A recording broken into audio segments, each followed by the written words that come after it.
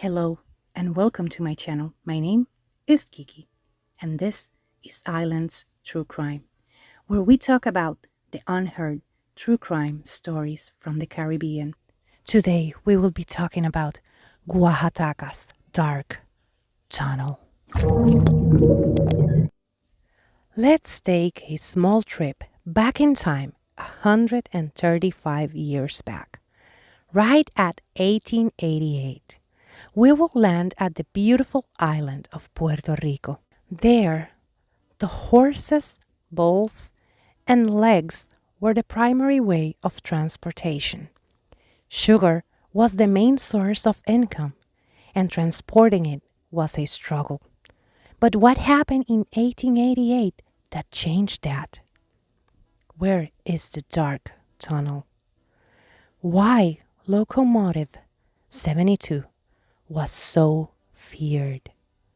Let's find out on this episode. Now that we have arrived to the island of Puerto Rico, let's figure out a way to go all around it in 1888. Well, it was really difficult to do so. Even finding jobs was. Then, in 1888, a railroad franchise was granted. It was meant to create a railroad to border all the island. In 1891, the railroad was inaugurated in Puerto Rico by sections. Cabo Rojo and Guajataca weren't built by then, and many ways were planned but not yet built. The train planned to bring people and towns together, as well as help on the transportation of sugar canes and other goods. By 1892, not even the first car had arrived to the island. The transportation was made by horses and carriages, but they had constructed 85 kilometers of railroads. The employees in charge of constructing those railroads were barefoot. They had no machinery, and they even had 12 and 13-year-olds working.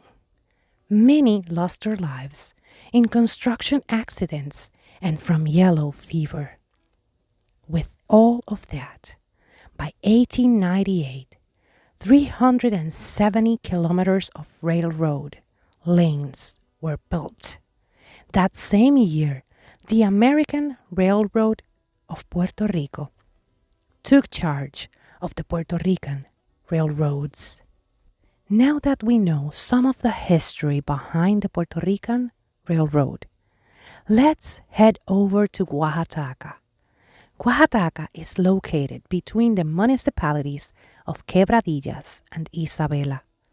The American Railroad Company of Puerto Rico started its construction in 1904, plagued by accidents with dynamite while making the tunnels inside a rock mountain. Many of the workers lost their lives on those accidents. There were two tunnels connected by a steel viaduct of 560 feet long for 10.5 feet wide and height of 16 feet. Its construction ended in 1906, but its dark history wasn't over. It got its name, the Dark Tunnel, because of the length and geometry won't allow you to see the entrances, having a total darkness on the inside. There were many accidents in the dark tunnel when the trains started their route. In 1910, 2 people lost their lives right outside the dark tunnel, including the train driver of that train. This because of the close turn that the tunnel has. The train driver had to lower the speed to be able to turn but he did not do so, resulting on a couple of cars tipping over and the locomotive falling to the sea. Aurelio Gonzalez and Manuel Torres lost their lives as they were inside the locomotive, and tens of injured people were the result of this accident. In November 7 of 1944, Puerto Rico had the biggest train accident. At 2 a.m., Jose Antonio Roman took control of the train in Aguadilla, Puerto Rico. The train had 6 passenger cars and 2 of cargo. Right at the dark tunnel again, because of the speed, the train got out of the rails and the cars tipped over. 16 people lost their lives and 50 people were injured in this accident. To give you a better idea on how close that curve is, Victor Diaz and Hector Ruiz used the suggest method on train catalogs from the beginning of the 20th century to measure it. Their result is a radius of 348 to 358 feet, meaning that the driver of the locomotive 72 had to slow down to be able to keep the train on its tracks.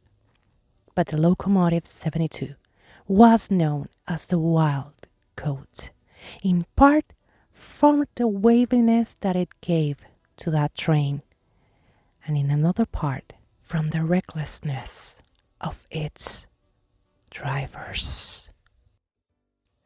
Everyone was scared of the locomotive 72, as they have heard many stories of that locomotive going way over its recommended speed. The drivers used to take it for a spin, and they forgot that those cars were not made to go on those speeds.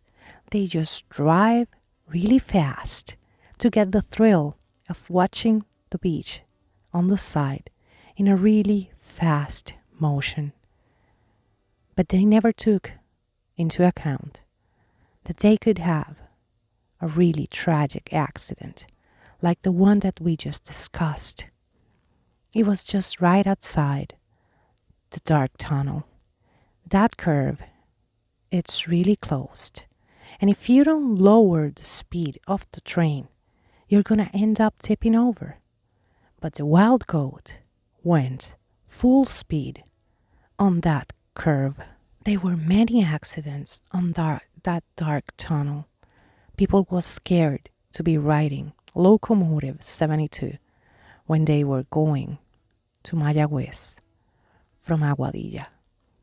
They knew Locomotive 72 was going to have a big accident someday, and it happened, and many lost their lives, and it ended up costing lots of money to the railroad company and to the public. There have been more recent events on that tunnel. They include that in June 6, 2018, a gentleman took his own life on the parking lot of that tunnel because now it is a tourist attraction and it has a parking lot just outside the tunnel. On January 23 of 2023, human remains, including bones, were found on the tunnel, meaning that at least 20 people has lost their lives in the dark tunnel. Now, you may ask yourself, where are the ghosts on this episode? Let's go to that right now. Many have said that you can hear voices from 1942's accident inside the tunnel, as well as the voices of the Indians from the Second Rebellion, from the Taino Indians in the Guajataca battle, where the leader Mabudamaka, yeah, that was a mouthful, lost his life. He was the leader of the Taino Indians that lived in Guajataca, where they went to battle, rebelling against the Spanish government. And many of those Indians lost their lives there.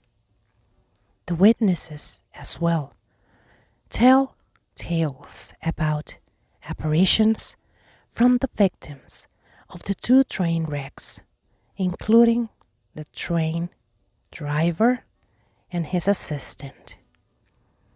They also talk about apparitions of the Indians, as well as disembodied voices. Among the paranormal experiences people have reported over the years are the voice of a little girl asking for help.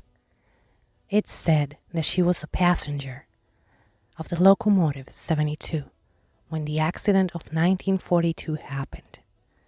She also has been said or has been heard calling her mama and saying my teeth, because she lost her teeth in the accident. Others have reported hearing the train approaching the tunnel. It is said that you can even feel the vibration on the ground when the train is coming, but there is no train. You can hear it coming, the sounds, the people inside, and even the horn. Others say that they have seen the lights of the train when they are walking at night inside the tunnel. Again, they hear the sounds, and when they look up, they see the lights, and when they are approaching, they disappear. Other people say that they have seen shadows roaming around inside the tunnel and right on the outside where the accidents happened. As well, they say they hear moaning from the people that perished on that accident. There are many accounts of what you can see on the Guajataca tunnel. You can even take tours over there to hear or see by yourself what happens in the dark tunnel at night. They offer Halloween tours. They offer day tours if you want to go and see it without the scare factor that it adds when you go at night. Because it doesn't matter if you are from Guajataca or not, you can feel strange things when you go there. The last trip for passengers of the Puerto Rican train was in September 21st of 1953. But the train kept working for sugar plantations until January 1st of 1957. In 2000, by the Law 340, or the Law for Ecotourism of Puerto Rico, the park tunnel of Guajataca became a historical monument of Puerto Rico. Now you can go and visit it, and you can spend some time with your family and take a tour with your family around the train's tracks. But you cannot see the train tracks anymore. You just can't see the route of the train. So if you're ever in the area, go ahead and visit the dark tunnel. As the American Railroad Company said, it was safe to travel on it. And this is how the story of the railroad and the tunnel, or the dark tunnel of Guajataca, ends. But I want to know your thoughts. What do you think about this story? What do you think about the railroad story from Puerto Rico? And what do you think about all the people that lost their lives on a train on the island? Is it was the driver's fault? It was the American Railroad Company's fault? They were the ones that chose the locomotives that couldn't handle speed. But the drivers were the ones going on those speeds. So I want to know what you think. Who is to blame on those accidents in the dark tunnel of Guajataca?